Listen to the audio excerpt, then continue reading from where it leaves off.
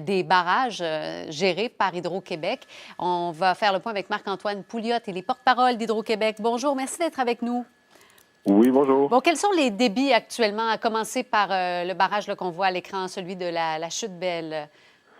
Bien, le débit à la Chute-Belle est plus bas que ce que l'on envisageait avec la pluie d'hier. Donc, finalement, il y a eu un petit peu moins de pluie sur le bassin de la Rivière-Rouge, comme pour l'ensemble de la région des Outaouais d'ailleurs, puis c'est une bonne nouvelle. Et donc, on est autour de 1000 mètres cubes secondes. On va descendre en bas de 1000 mètres cubes secondes pour la Rivière-Rouge. C'est en bas de nos prévisions, donc c'est une bonne nouvelle. Et le barrage, là, tient bon. On a des mesures, des équipements qui sont là pour nous assurer là, de la bonne tenue du barrage. Et pour l'instant, tout va bien. Donc, on est relativement rassurés dans les circonstances. On ne sait pas à quel moment les résidents pourraient éventuellement retourner chez eux dans le secteur du barrage de Granville-sur-la-Rouge?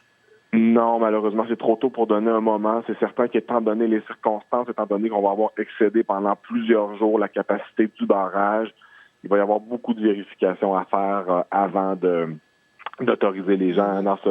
Dans ce contexte-là, on prend aucune chance. Vous comprenez qu'on minimise le risque au maximum et donc on prendra pas de risque avec la sécurité des gens, c'est certain. C'est une bonne nouvelle quand même parce que la nuit dernière, là, au barrage de Granville-sur-la-Rouge, il y avait eu une augmentation du débit, somme toute considérable, mais ça a rebaissé en début de journée.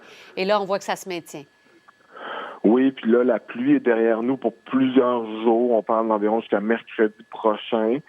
Où là, il y aura un nouveau système qui se dirigerait vers la région. Mais pour quelques jours, là, il n'y a pas de pluie prévue ou pas de pluie significative. Donc, ça va permettre une réduction des débits là, mais aussi sur tout le bassin de la rivière des Outaouais. Donc, c'est pas facile pour les gens, là, c'est pas facile pour personne, mais on a un petit peu de bonnes nouvelles aujourd'hui avec les prévisions météorologiques. Là. Allons maintenant sur la rivière des Outaouais, justement, le barrage de Carillon. Quel est l'état de situation? C'est un peu le même contexte que pour la Rivière-Rouge. Moins de pluie que prévu et pas de pluie pour les prochains jours. Donc, le débit de la rivière là va descendre en bas des 10 000 mètres cubes secondes, qui est une ligne un peu symbolique, là, mais qui montre un débit extrêmement élevé. Donc, la situation est stable. Et là-bas, là, le barrage de Carillon, sa capacité n'est pas du tout excédée. Là. On a encore beaucoup de marge. On voit que les prévisions sont à la hausse, par contre. On a dépassé la situation de 2017.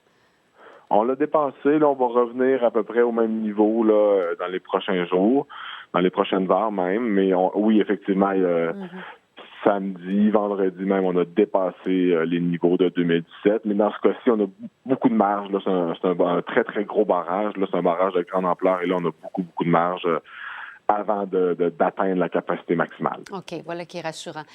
Bon, revenons sur cette digue à Sainte-Marthe sur le lac qui a cédé. Évidemment, c'est pas géré par Hydro-Québec, là, c'est important de le dire. Mais comment vous avez réagi quand vous avez appris la nouvelle? Bien, nous, c'est sûr qu'on est aux premières loges de toutes les mesures d'intervention en sécurité civile parce que lorsqu'il y a des inondations, l'électricité, c'est un grand danger. Hein, vous le savez, l'eau et l'électricité, c'est les pires ennemis du monde et ça peut avoir des impacts majeurs sur la sécurité des gens. Donc, nous, rapidement, on est intervenus pour couper l'alimentation électrique dans le secteur touché.